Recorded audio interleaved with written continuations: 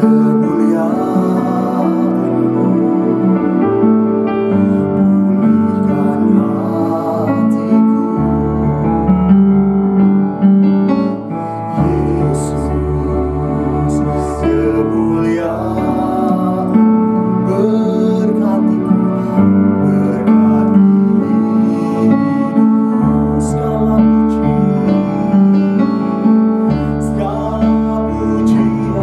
syukur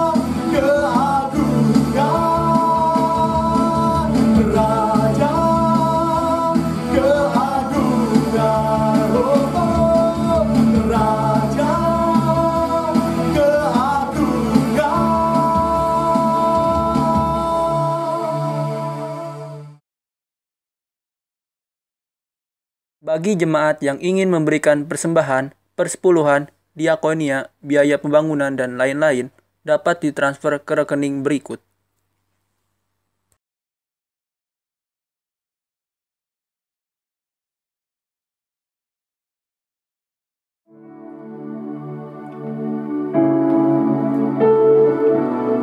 Sebab dialah satu-satunya jalan kebenaran dan kehidupan. Baiklah kita pagi ini datang kepadanya, minum air lipat sebanyak-banyaknya. Firman-Nya bagi kita pagi hari ini tersedia. Mari sama-sama kita nikmati berkat Tuhan. Buka hatimu, buka pikiranmu, dan firman-Nya boleh sungguh-sungguh memerdekakan setiap kita. Terima kasih Tuhan. Berikan pujian ini. Firman-Mu berkata Kau besertaku, maka kuat roh dan jiwaku. Karena-Mu Tuhan selalu ku nantikan. Di setiap langkah ku percaya, dengan sayang-Mu ku akan terbang tinggi di tengah badai hidup. Ku tak menyerah, Kau kekuatan dan perlindungan bagiku. Pertolongan di tempat maha tinggi, ku mengangkat tanganku, aku berserah. Kau nantikan, Kau yang ku sembah, Yesusku, Rajaku.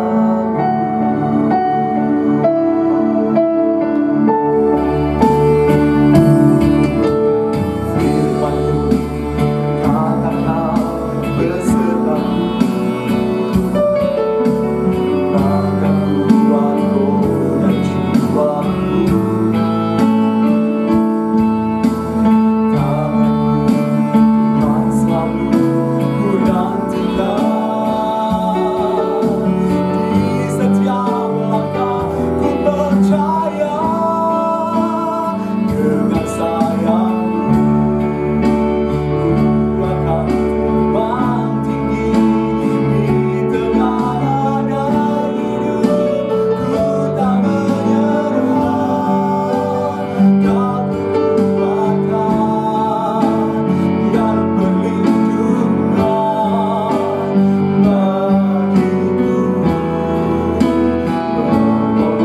Pertolonganku di tempat maha tinggi, ku mengangkat tanganku, aku berserah. Kau ku nantikan, Kau yang ku sembah, Yesusku, Rajaku. Mari kita sembah Tuhan. Engkaulah juru selamatku, Engkaulah gunung batu, Engkau bukit perlindungan bagiku. Gunung pertahanan, kota benteng yang tidak akan goyah. Engkau dahsyat bagi kami, luar biasa.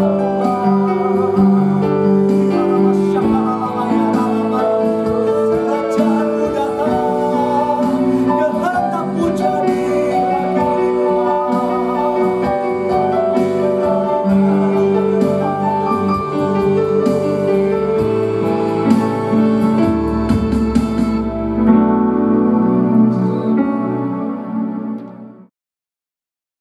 Shalom saudara-saudara sekalian, kita akan memulai ibadah memperingati Tuhan Yesus naik ke surga hari ini tanggal 21 Mei tahun 2020, hari Jumat Dan kita berdoa terlebih dahulu. Mari dudukkan kepala, kita berdoa. Terima kasih Tuhan Yesus.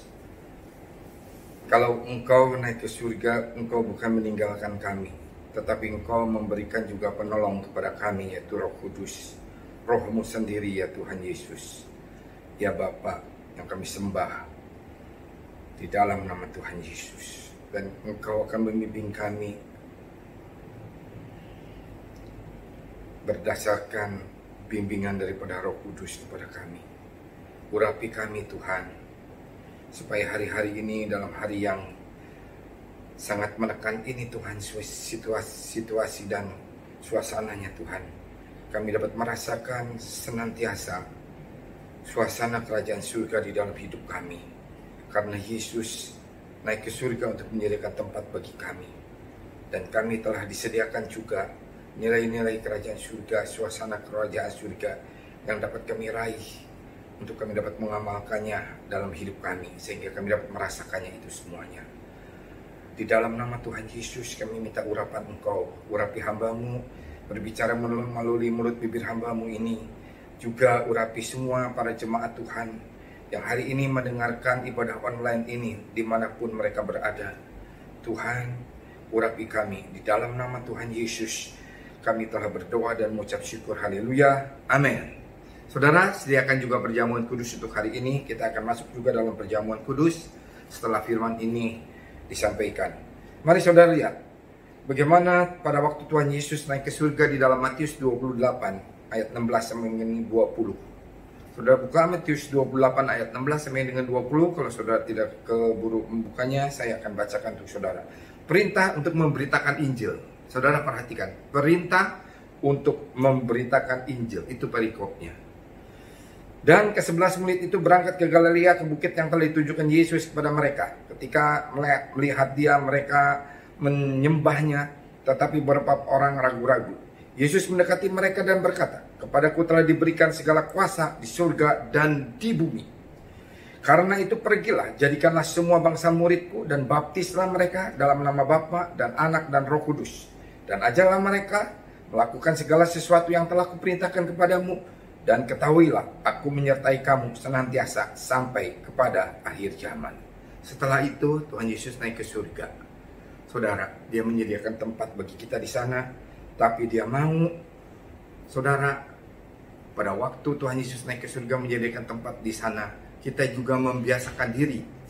Walaupun kita hidup dalam bumi ini, tetapi kita sudah bisa merasakan suasana surga di dalam kehidupan kita. Saudara, sebelum Tuhan Yesus naik ke surga di Matius 24, Tuhan Yesus itu mengajarkan terlebih dahulu tanda-tanda akhir zaman atau tanda-tanda dia akan datang kembali ke dalam dunia ini dalam Matius 24 ayat 3 sampai dengan 14. Tanda-tandanya banyak sekali saudara. Kita bisa melihat banyak orang akan memakai nama Mesias, akan ada deru dan kabar perang, bangsa melawan bangsa, kerajaan melawan kerajaan, kelaparan, gempa bumi, ada penyiksaan, orang-orang yang percaya dibunuh, dibenci oleh semua bangsa karena namanya, ada kemurtatan, juga ada yang saling menyerahkan dan juga saling membenci, timbul nabi-nabi palsu, saudara. Sekarang sudah banyak sekali nabi-nabi palsu, kedurhakaan, kasih menjadi dingin, tetapi yang bertahan akan selamat sampai kepada kesudahannya. Itu yang ke-13, poin ke-13. Poin ke-14, ini yang terpenting, ayat 14. Dikatakan di Matius 24 ayat 14 berkata, "Dan Injil kerajaan ini akan diberitakan di seluruh dunia menjadi kesaksian bagi semua bangsa, sesudah itu barulah tiba kesudahannya." Saudara, ini yang paling penting. Jadi sebelum Tuhan Yesus datang kembali kali kedua untuk mempercepatnya, maka Injil kerajaan ini harus sudah diberitakan ke seluruh dunia dan menjadi kesaksian bagi semua bangsa. Saudara, apakah betul kerajaan surga itu nilai-nilainya bisa kita rasakan? Suasana kerajaan surga bisa kita nikmati di kehidupan kita ini. Kita lihat Efesus 2 ayat 19. "Demikianlah kamu bukan lagi orang asing dan pendatang, melainkan kawan sewarga dari orang-orang kudus dan anggota-anggota keluarga Allah." Jadi saudara dan saya yang percaya kepada Yesus sebagai Tuhan dan Juru Selamat menjadi anggota keluarga Allah. Bukan hanya itu. Saudara, kita lihat di 2 Tesalonika 1 ayat 5. Itu berkata seperti ini. 2 Tesalonika 1 ayat 5. Suatu bukti tentang adilnya penghakiman Allah yang menyatakan bahwa kamu layak menjadi warga kerajaan Allah. Kamu yang sekarang menderita karena kerajaan itu. Saudara, kita menjadi warga kerajaan Allah. Karena apa? Karena kita percaya bahwa Yesus sebagai Tuhan dan Juru Selamat datang ke dalam dunia ini, memberitakan, membawa Injil keselamatan dan Injil kerajaan. Dan Injil kerajaan itu kita terima dengan nilai-nilainya, yaitu kebenaran, damai sejahtera, dan sukacita yang berlimpah-limpah daripada Roh Kudus. Saudara, satu ayat lagi kita lihat. Matius 6 ayat 9 sampai dengan 10. Bagaimana Tuhan Yesus waktu itu memberikan pelajaran untuk cara berdoa. Karena itu, berdoalah demikian. Bapa kami yang di surga, dikuduskanlah namamu, datanglah kerajaanmu, jadilah kehendakmu di bumi seperti di surga. Suasana surga dapat kita nikmati. Ini bukti dalam firman Tuhan bahwa ada kerajaan surga, atau ada nilai kerajaan surga, atau ada suasana kerajaan surga di muka bumi ini dalam kehidupan saudara dan saya. Amin. Bahkan saudara mempunyai 2 kewarganegaraan, yaitu kewarganegaraan Indonesia dan kewarganegaraan kerajaan surga. Saudara, sekarang kita masuk. Bagaimana kita bisa menikmatinya? Kita masuk ke pokok khotbahnya. Nah, bagaimana caranya dalam situasi COVID-19 ini? Dalam keadaan tekanan yang sangat kuat, pressure yang begitu kuat yang menekan kita saat-saat ini. Namun, agar kita terus bisa merasakan damai sejahtera dan sukacita yang berlimpah-limpah di dalam Dia. Saudara, kita akan melihat seri ketiga ini mengenai kerajaan Allah yang saya telah bawakan waktu minggu-minggu yang lalu. Di dalam seri ke-1 dan seri kedua. Seri ketiga ini saya akan membawakan ada 4 hal. Yaitu, supaya kita dapat merasakan suasana kerajaan surga, maka kita harus mengamalkan nilai kasih di dalam hidup kita. Yang kedua, perkataan yang baik. Yang ketiga, jangan pernah menyalahkan rencana Tuhan. Dan yang keempat, menyerahkan kekhawatiran kepada Tuhan. Jika 4 hal ini dapat saudara amalkan di dalam hidup kita, maka kita akan dapat merasakan suasana kerajaan surga di dalam hidup kita. Yang pertama, kita harus mengamalkan kasih kita dengan melaksanakan firman Tuhan. Saudara, kita akan belajar bagaimana Tuhan Yesus mengajar kepada murid-muridnya dan kepada saudara dan saya melalui firman-Nya di dalam Alkitab. Dalam Matius 5 ayat 44, Tuhan Yesus mengajar, "Tetapi aku berkata kepadamu, kasihilah musuhmu dan berdoalah bagi mereka yang menganiaya kamu."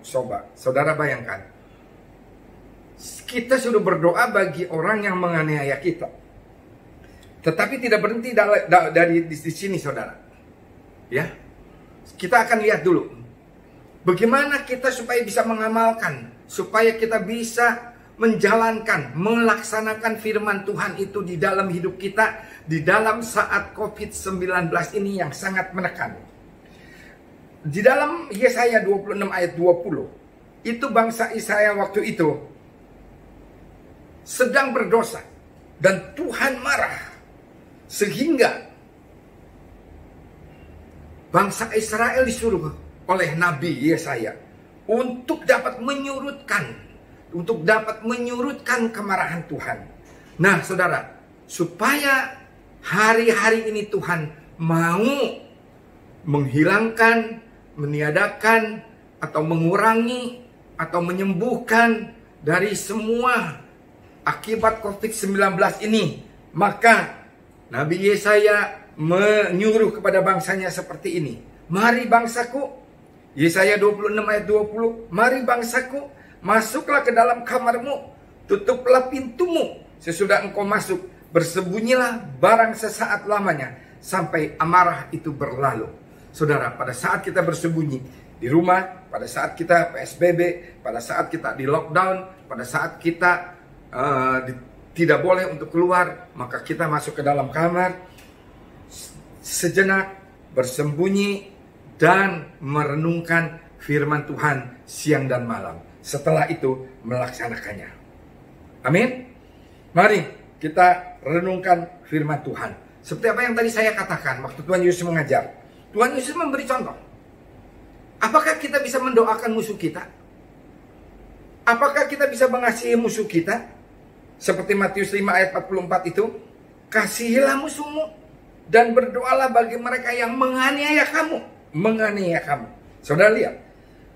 Ada satu perikop, ada satu perumpamaan Tuhan Yesus ajarkan kepada murid-muridnya di dalam Lukas 10 ayat 25 sampai dengan 37. Bagaimana orang Samaria yang murah hatinya.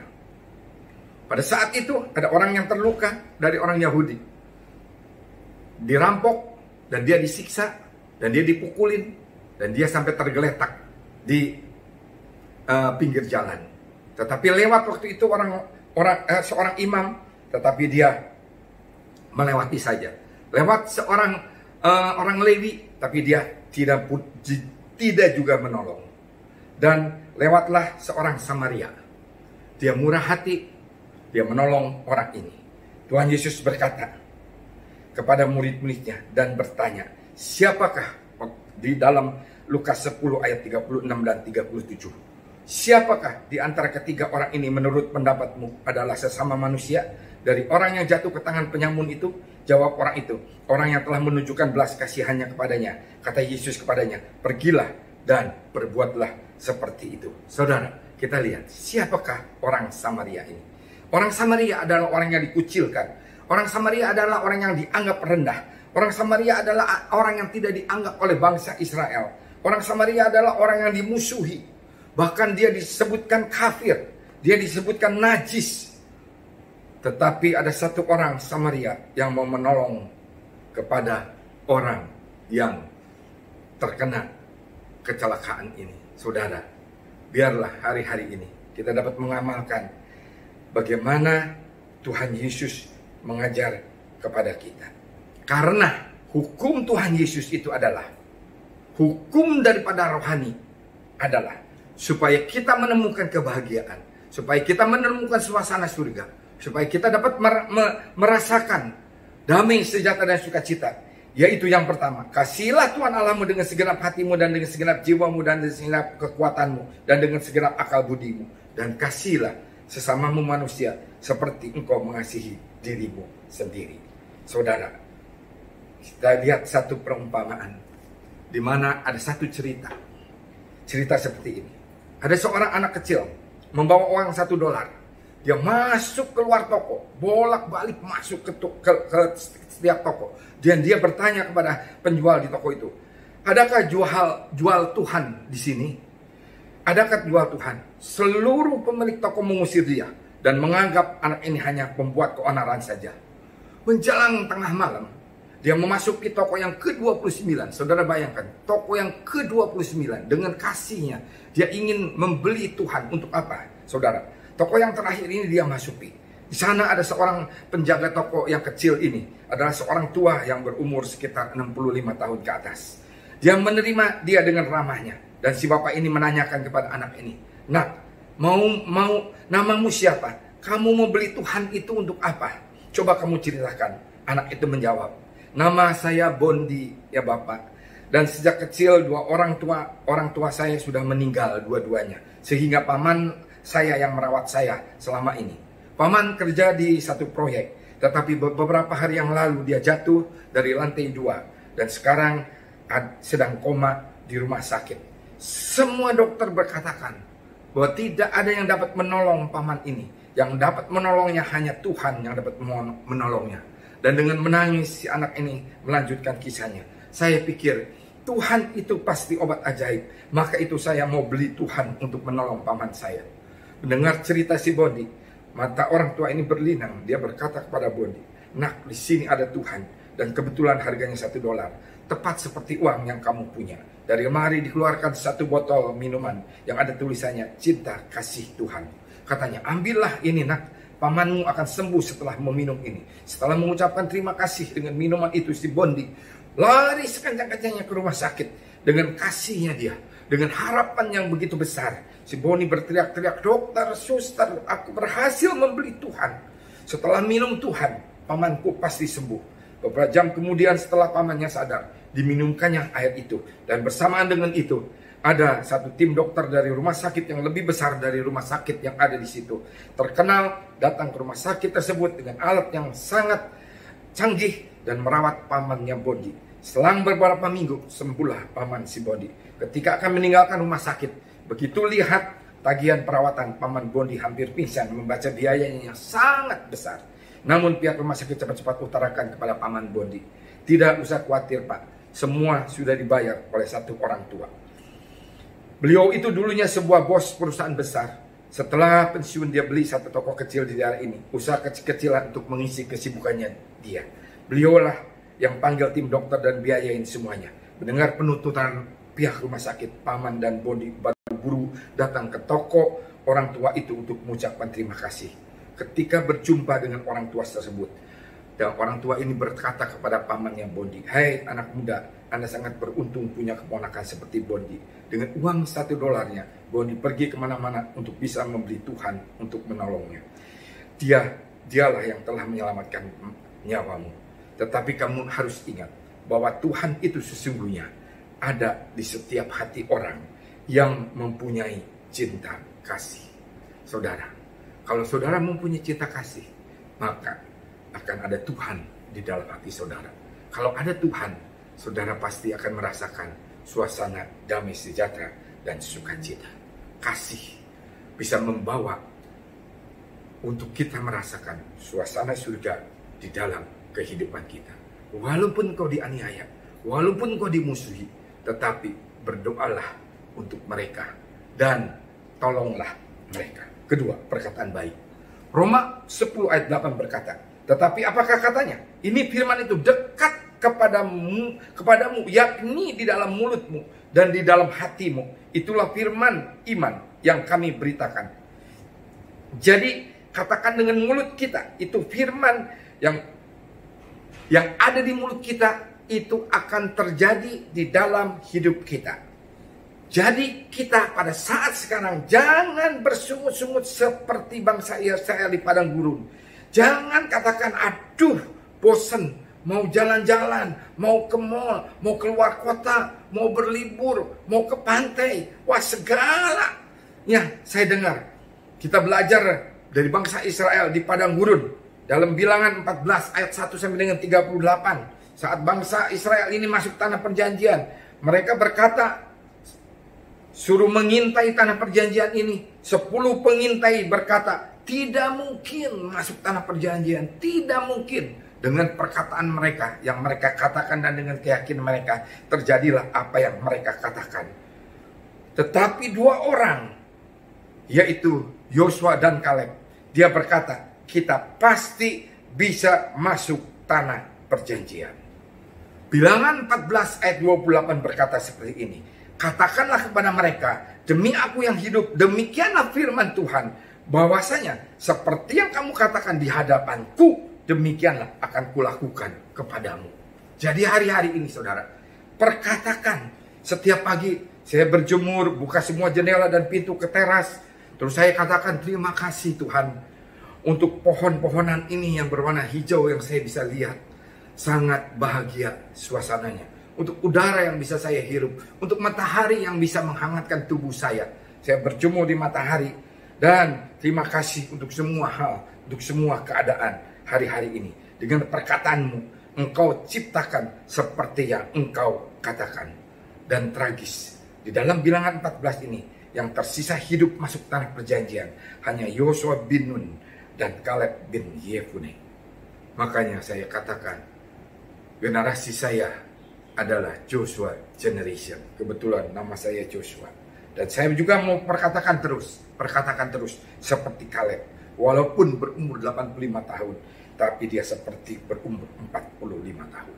Saudara, perkatakan hari-hari ini yang baik, maka suasana surgawi akan saudara rasakan di dalam hidup saudara.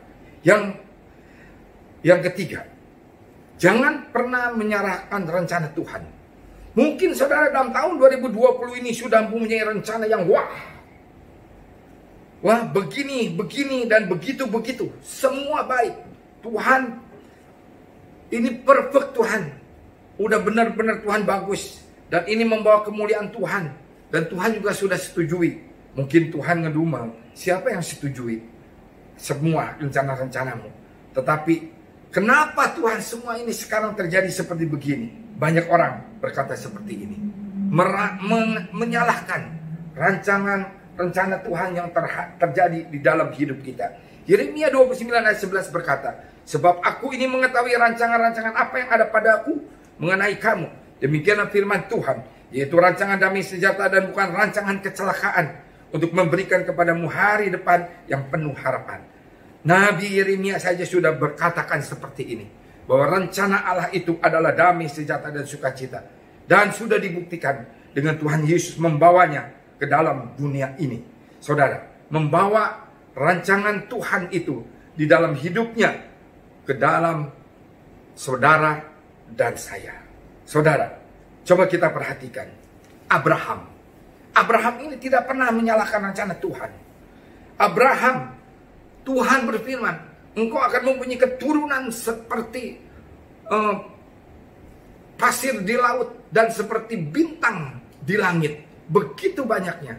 Tetapi saudara, sampai umur 100 tahun, Abraham tidak diberi keturunan. Setelah umur 100 tahun, baru lahir Ishak. Hanya satu-satunya. Lahir Ishak. Dan setelah Ishak lahir, maka apa yang terjadi? Diminta oleh Tuhan. Ishak diminta kembali oleh Tuhan. Waduh, kalau saudara merasakan seperti ini, mana rancangan Tuhan di dalam hidup kita? Tetapi Abraham sangat beriman. Dia berkata kepada bujangnya pada waktu dia naik ke Bukit Moria, disuruh oleh Tuhan untuk mempersembahkan Ishak anaknya di Gunung Moria menjadi persembahan bagi Tuhan. Abraham ditanya oleh bujangnya, mana domba persembahan yang akan kita bawa? Tapi Abraham berkata, nanti Tuhan menyediakan di atas. Saudara punya iman hari-hari ini dalam COVID-19 ini. Tuhan akan menyediakan segalanya setelah semuanya ini diberhentikan oleh Tuhan. COVID-19 ini melanda bumi. Saudara percaya? Rancangan dia adalah damai sejahtera dan sukacita. Sekarang pun, walaupun kita dalam tekanan ini, rancangan dia tetap damai sejahtera dan sukacita. Makanya kita jangan menyalahkan rencana Tuhan. Contoh yang kedua, Daud diurapi menjadi raja, saudara. Sudah diurapi oleh Nabi Samuel. Tetapi apa yang terjadi? Dia mau dibunuh oleh Saul. Dia diuper-uper. Kapan jadi rajanya? Malahan ada di gunung-gunung dengan semua para penyamun Daud pada saat itu. Dia berpura-pura menjadi gila sampai seperti itu Daud. Tetapi dia tetap memegang rencana Tuhan di dalam hidupnya. Pada saat dia mempunyai kesempatan untuk membunuh Saul 2 kali, dia tidak pernah mau membunuhnya. Dan dia berkata, aku tidak akan menjamah orang yang diurapi Tuhan. Saudara bayangkan, dia bisa potong kompas membunuh Saul dan dia menjadi raja. Saudara, tapi dia tidak lakukan. Jangan salahkan rencana Tuhan kalau hari-hari ini kita ada di dalam COVID-19 ini. Contoh yang ketiga, murid-murid Tuhan Yesus. Ya, satu mengkhianat, Yudas. Satu lagi menyangkal 3 kali. Dan yang lainnya saudara tahu? Dia lari kocar-kacir tunggang langgang tidak tahu kemana. Dia meninggalkan Tuhan Yesus semuanya. Saudara, hari-hari ini biarlah kita senantiasa mempunyai iman kepada dia. Cerita lagi, saudara, untuk perumpamaan ini. Ada seorang tukang tahu. Setiap hari dia menjual tahunya. Dan sebelum dia pergi menjual, dia selalu berdoa kepada Tuhan. Tuhan sertai aku dan biarlah bikin laris semua daganganku. Setiap hari dagangannya laris, saudara. Dan dia ada di satu rumah yang harus melewati pematang sawah. Kalau dia mau ke jalan raya untuk dia naik angkot sampai ke pasarnya. Pada satu hari, begitu dia sedang jalan di pematang sawah, saudara, dia terjatuh ke sawah dan hancur semua tahunya. Jangankan untung, malahan modal pun buntung. Saudara, dia marah, dia pulang ke rumah. Tuhan, hari ini hancur semuanya. Bukannya untung Tuhan, bahkan modal pun buntung. Dia marah-marah kepada Tuhan. Saudara, 2 jam setelah itu, dia mendengar kabar bahwa angkot yang biasa membawa dia masuk ke jurang dan seluruh penumpangnya meninggal. Tidak berhenti sampai di situ, saudara. Setelah sore hari, dia sedang memberes-bereskan semua tahu yang hancur itu. Datang seorang peternak bebek, datang kepada dia. Aku memberi tahu, tetapi aku mau membeli tahu yang hancur, karena ini untuk makanan, campuran makanan bebek-bebekku. Dia jual semuanya, saudara, kepada peternak bebek ini. Dan dia mendapatkan uang, dia mendapatkan untung. Dia baru dapat di situ berkata, terima kasih Tuhan, sahabatku. Doa tidak harus dikabulkan sesuai permintaan, tapi terkadang diganti oleh Allah dengan sesuatu yang lebih baik daripada yang diminta oleh saudara dan saya. Allah Maha tahu kebutuhan kita dibandingkan dengan diri kita sendiri. Karena itu, janganlah jemu berdoa. Juga jangan menggerutu, jangan bersungut-sungut, apalagi mengutuk. Boleh jadi kamu membenci sesuatu padahal ia baik bagimu. Dan boleh jadi kamu menyukai sesuatu padahal ia amat buruk bagimu. Allah mengetahui, sedang manusia tidak mengetahui. Jika Allah menjawab doamu, ia sedang menambahkan imanmu. Jika ia menudanya, ia sedang menambahkan kesabaranmu. Jika ia tidak menjawab doamu, ia sedang mempersiapkan yang terbaik untukmu. Semoga kita selalu ada di jalannya Tuhan. Jangan bersungut-sungut, jangan menyalahkan Tuhan karena keadaan ini. Bersyukurlah senantiasa. Yang keempat, serahkan segala kekhawatiranmu kepada Tuhan. Ayatnya ada dalam Matius 6 ayat 27 dan 1 Petrus 5 ayat 7. Saya bacakan satu-satu. Matius 6 ayat 27 berkata, siapakah di antara kamu yang karena kekhawatirannya dapat menambahkan sehasta saja pada jalan hidupnya? Serahkanlah segala kekhawatiranmu kepadanya, sebab ia yang memelihara kamu. Saudara, hanya ada 3 hari dalam kehidupan kita ini. Hari kemarin, hari esok, dan hari ini. Kita serahkan segala kekhawatiran kepada Dia. Saudara, kalau kita lihat satu persatu, hari kemarin, Anda tidak bisa mengubah apapun yang telah terjadi di hari kemarin. Tidak akan bisa mengubah. Anda tidak dapat menarik perkataan yang telah diucapkan pada hari kemarin. Ingat, tidak bisa.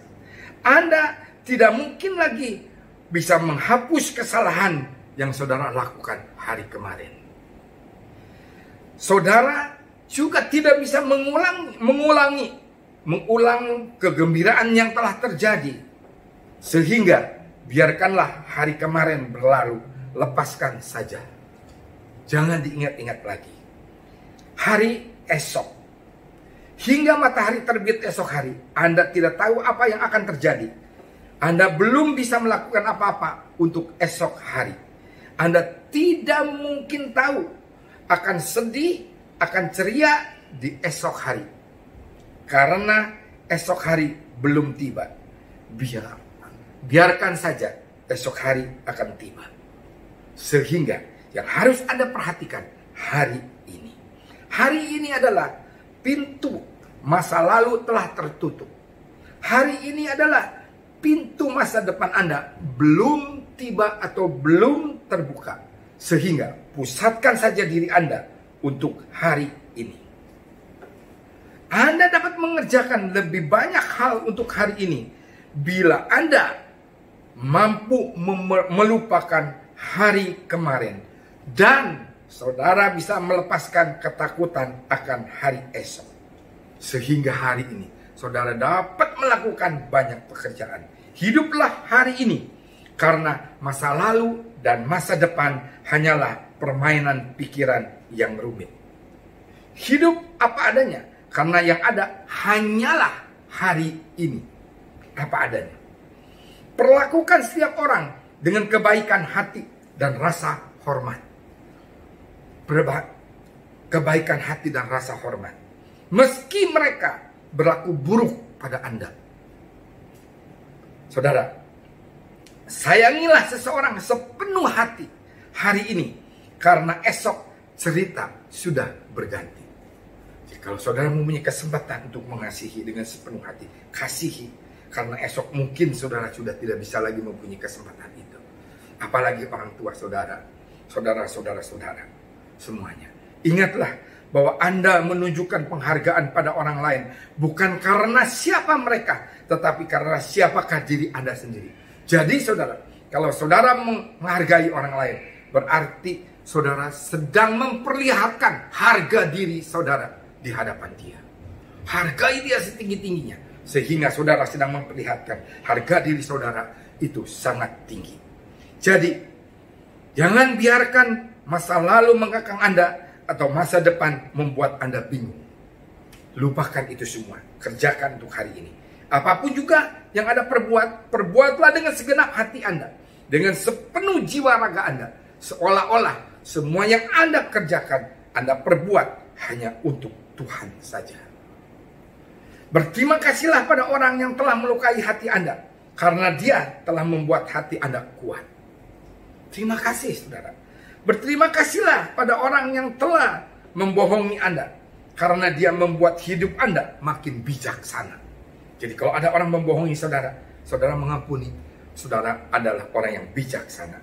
Berterima kasihlah pada orang yang telah membenci Anda, karena dia yang mengasah ketegaran Anda.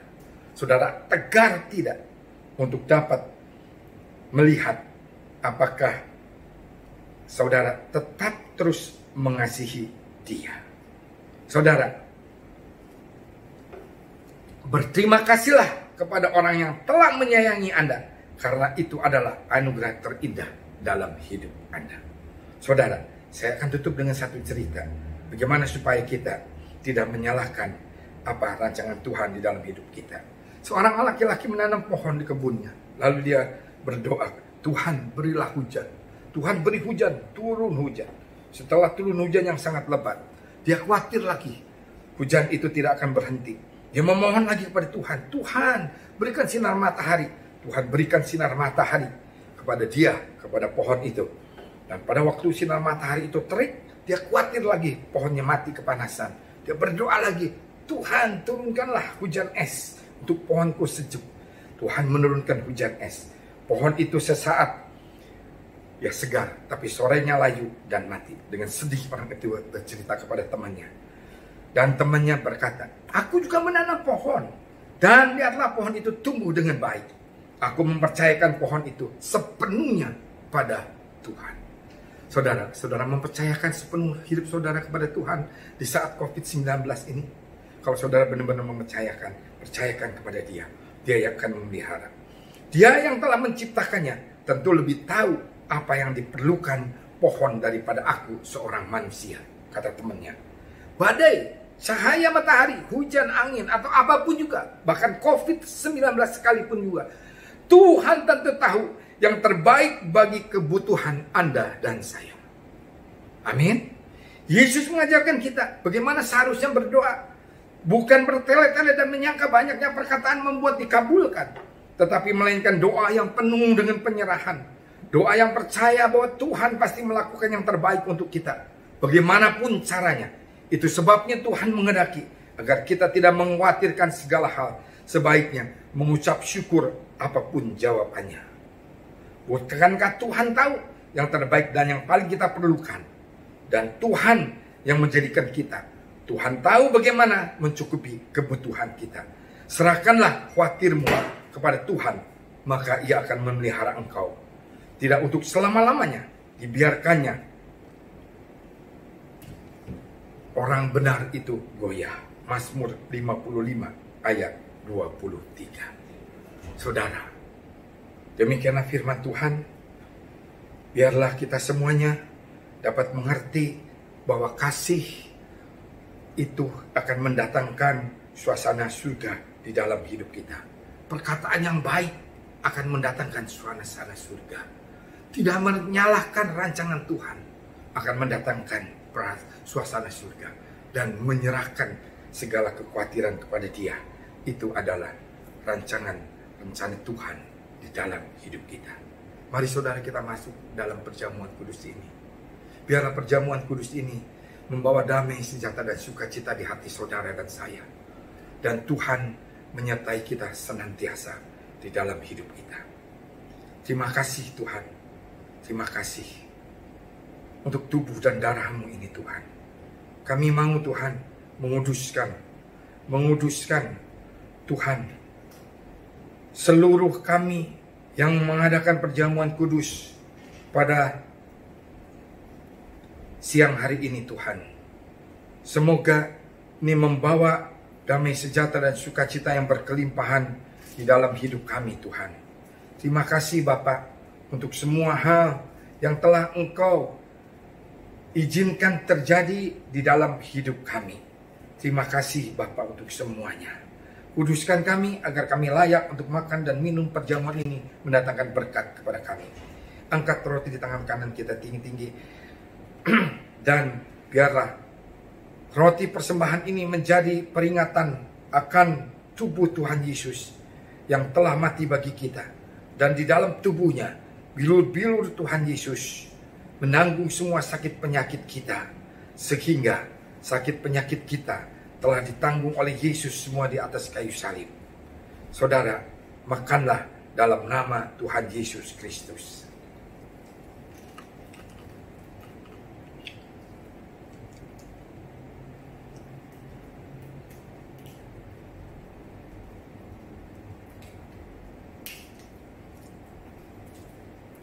Terima kasih Tuhan untuk tubuh-Mu. Angkat cawan di tangan kita tinggi-tinggi. Katakan, Tuhan Yesus, aku mengingat akan darah-Mu yang tercurah bagiku, menebus semua dosa dan kesalahanku. Yang tadinya kami tidak benar, dijadikan benar oleh Engkau yang benar, dijadikan tidak benar. Kami yang tadinya berdosa, dijadikan tidak berdosa, oleh karena Engkau yang tidak berdosa, dijadikannya berdosa di atas kayu salib. Terima kasih Tuhan untuk darah yang tercurah bagi kami. Dan kami mau menyatukan darah kami dengan darah Engkau, sehingga kami dikuduskan, disucikan di dalam nama Tuhan Yesus Kristus. Mari kita minum saudara. Terima kasih Tuhan untuk perjamuan ini. Biarlah ini mendatangkan berkat bagi kami. Terima kasih Tuhan Yesus untuk tubuh dan darah-Mu yang tercurah bagi kami. Terima kasih Tuhan untuk kenaikan Engkau ke surga pada saat ini menyediakan tempat bagi kami. Datanglah segera Tuhan Yesus. Kami memberitakan Injil kerajaan, Injil keselamatan ini sampai kepada penjuru dunia, dan menjadi kesaksian bagi semua bangsa. Baru tiba kesudahannya Engkau menjemput kami di awan-awan yang permai. Terima kasih Tuhan. Kami mendoakan daerah kami. Kami mendoakan bangsa Indonesia. Biarlah Tuhan Kau lalukan COVID-19 ini dari bangsa kami, dari bangsa-bangsa semuanya. Kami masuk ke dalam hadirat Engkau. Kami bersujud menyembah Engkau. Kami berbalik daripada jalan-jalan kami yang jahat. Kami mencari wajah-Mu Tuhan. Dan biarlah walaupun Tuhan pada saat COVID-19 ini menekan kami, tetapi kami senantiasa merasakan damai, sejahtera, dan sukacita yang berlimpah-limpah daripada surgawi. Terima kasih Bapa. Terima kasih Bapa. Tuhan Yesus telah mengajarkan kepada kami dengan firman-Nya yang ditinggalkannya menjadi warisan bagi kami, untuk kami beritakan sampai kepada penjuru bumi, dan kesaksian menjadi kesaksian segala bangsa. Barulah tiba Tuhan Yesus menjemput kami. Terima kasih Bapa untuk bangsa kami, untuk presiden kami, untuk wakil presiden, untuk jajaran para menteri, untuk jajaran para kabinet Tuhan yang bekerja hari-hari ini, untuk wakil-wakil rakyat, untuk TNI, ABRI, Polri, semuanya. Terima kasih Tuhan, Kau yang menjagai mereka, Kau yang menjagai kami. Tuhan, mata Engkau tertuju kepada Indonesia, tangan-Mu tertuju kepada Indonesia. Tuhan, pegang Indonesia dalam tangan-Mu Tuhan. Terima kasih Bapa untuk semuanya. Dan kami sebentar akan berpisah. Tuhan akan menjalankan kegiatan kami masing-masing hari-hari ini. Biarlah Engkau memberkati kami. Angkat kedua tangan-Mu pada jemaat dan terimalah berkat Tuhan. Maka berkat anugerah limpah rahmat, kasih karunia, kasih setia berlimpah-limpah daripada Allah Bapa, Di dalam anaknya Tuhan Yesus Kristus dan persekutuan yang indah dan yang manis dengan Allah Roh Kudus senantiasa menyertai kita semuanya. Mulai saat ini sampai Yesus datang kedua kali, bahkan sampai selama-lamanya. Selamat hari raya kenaikan Tuhan Yesus ke surga. Tuhan Yesus memberkati. Dengan Yesus